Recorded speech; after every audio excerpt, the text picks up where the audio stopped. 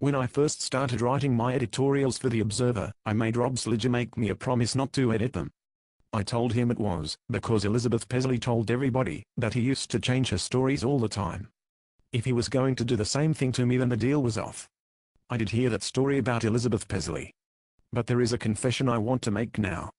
That's not the real reason I made Rob Sliger promise not to edit my editorials. I did it because I wanted to see if he would keep his word.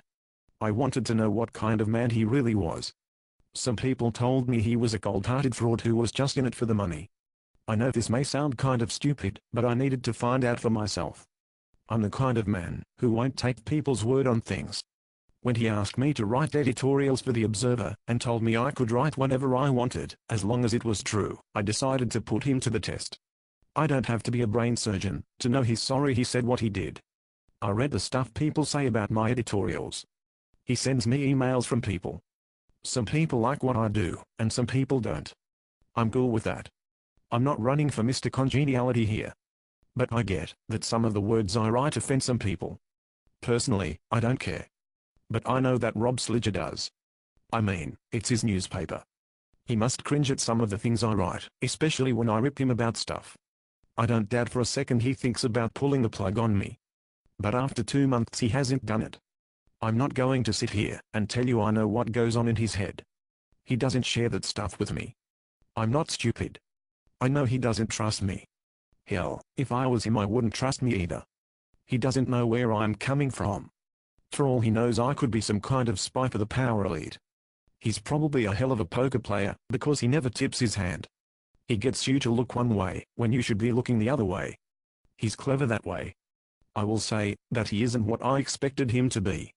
I don't think he's cold-hearted and just in it for the money. I don't agree with everything he writes. He gives Bruce Sorvino too many free passes. I think he's kind of naive about the way the world works. He thinks he can change the way things are in Wareham. I don't think he can. I've been around the block too many times to think that people who get paper cuts counting their money give a damn about anyone else. Those people are never going to change. It's just not going to happen. But I believe that he believes what he is doing is right. That's the main thing I've learned about him. That's what all the frigging bloggers just don't get. They try to paint this guy like he's the devil or something. That's just stupid. He's not the devil. He's not God either. He's just a regular guy who's busting his ass because he thinks he is helping this town. And he is stubborn as hell about it. I don't know if he's helping or hurting Wareham. I don't think we'll figure that out for at least a few years until all the crap going on right now finally works itself out. But like I said before, I really think he thinks he is doing the right thing. He wants to man up in his job so his daughters can look up to him. That's something I do get. That's why the idiot bloggers who are trying to take him down with their cowardly threats and stupid boycotts will never beat this guy down. He's like me in one way. He doesn't care how many times he gets hit. He only cares about how many times he gets back up. That's why I don't think he will ever quit doing this. He thinks he's like that guy from that western movie High Noon. He thinks he's cleaning up the town from the bad guys. Until the bloggers get that, they will just keep on spinning their wheels. In fact, I think they're just pissing him off and making him more determined to keep going. That's why I call them idiots. They can't see that they're the people keeping him here. Like I said before, I think Rob Sliger regrets promising not to edit what I write. I'm convinced at this point that he won't chuck me from The Observer.